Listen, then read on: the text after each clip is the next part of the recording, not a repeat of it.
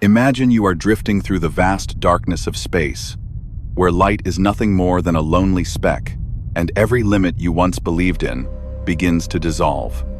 A thought flashes across your mind. If space itself can bend, could we slip through it instead of crossing billions of kilometers? The story you are about to hear is the moment humanity first reached for that door. The door leading into a universe we have only dared to dream about. In the year 2039, Earth was still struggling with old problems. Energy conflicts, economic decline, and unusually strong solar storms disrupting all satellite communications. But amid the chaos, a secret report shook major scientific institutions worldwide. A small research group in Geneva claimed they had created a localized distortion of space in a laboratory. The distortion lasted only 0.00003 seconds.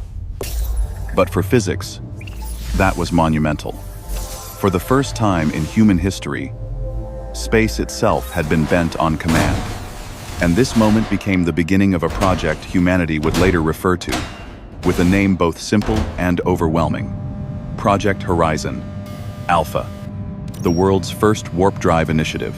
The idea of a warp drive was not new.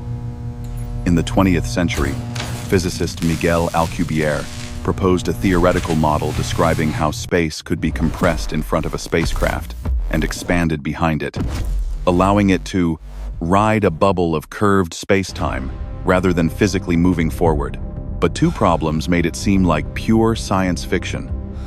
It required energy greater than the mass of the sun, and it demanded negative energy, something never observed. That changed in 2037, when a Casimir energy experiment unexpectedly produced a stronger than predicted negative effect. 2 years later, the Geneva team created the first spatial ripple. The world did not know. The press did not know.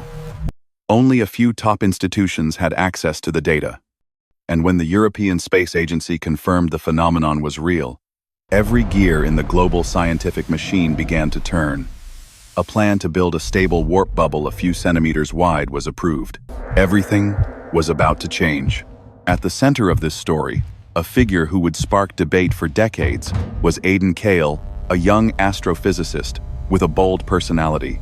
His colleagues jokingly called the one who defies gravity. Aiden didn't believe in limits.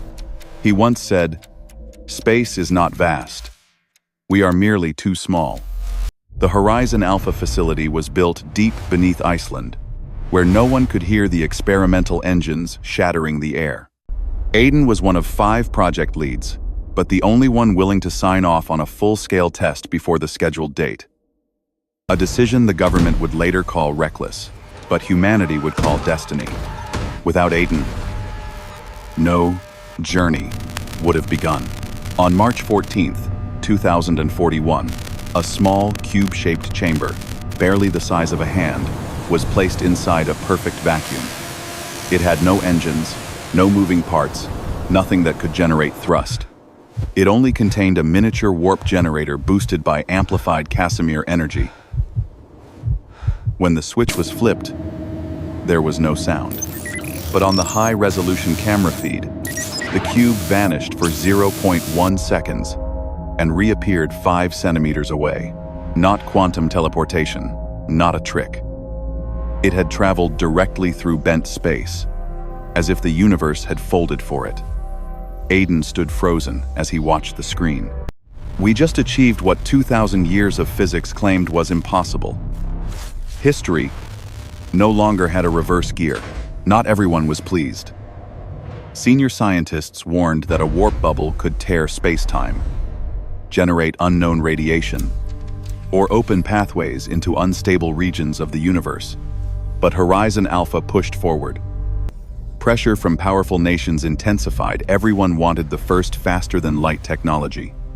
Sometimes humanity's hunger to conquer the stars overwhelms caution. And when politics enters science, science is no longer science. In 2044, the Horizon 1 craft was completed. It resembled no spacecraft known to humanity. No cockpit, no fuel tanks, no rockets. It looked like a metallic droplet, its surface coated in superconductive material lined with a Casimir matrix. Aiden volunteered to be the first test pilot. His final words before entering the chamber became one of the most iconic lines in the history of space exploration.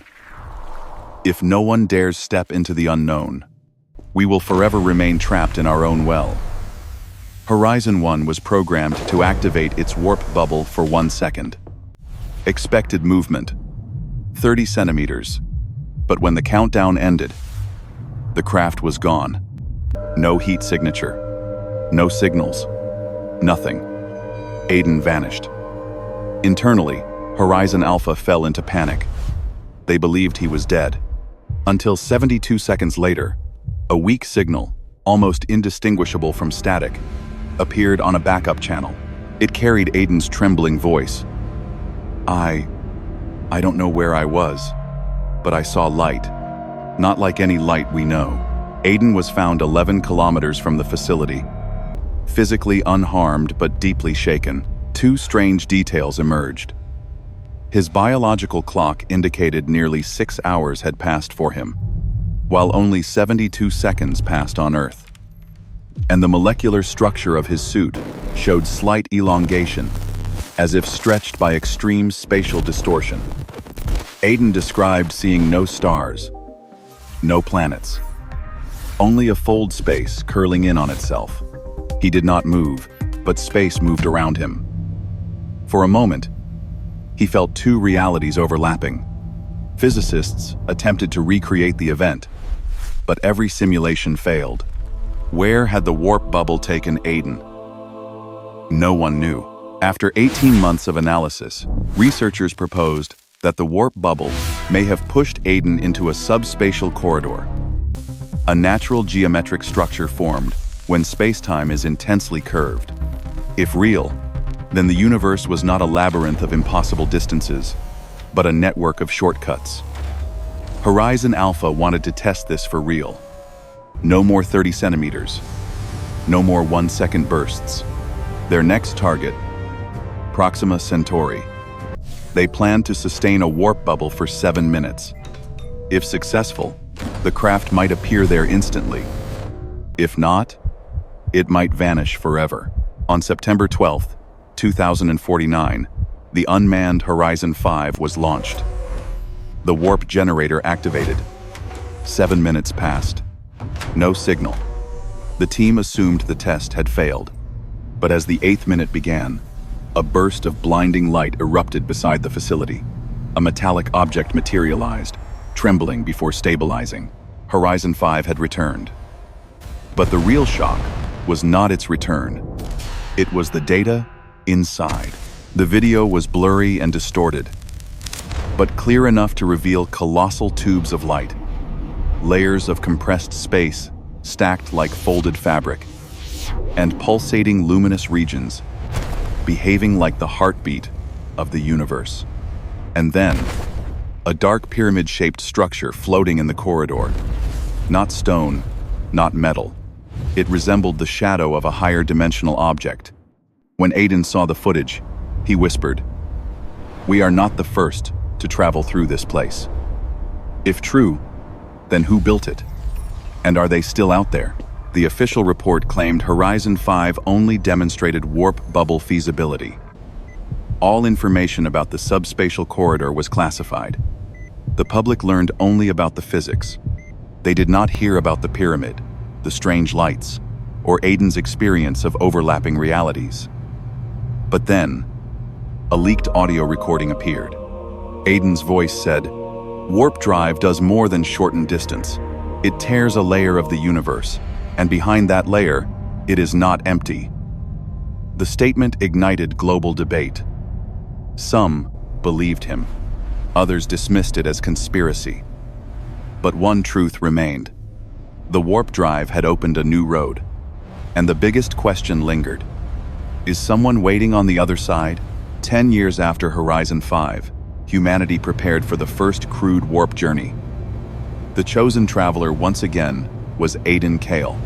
At the final press conference, he said, "If we do not step into the darkness will someday step into us." The warp bubble ignited, glowing violet blue. Horizon X disappeared. No one knew when it would return, or if it ever would. But one thing was certain. The moment humanity touched the warp drive, the universe stopped being vast. It was we who needed to prepare to become smaller than ever before.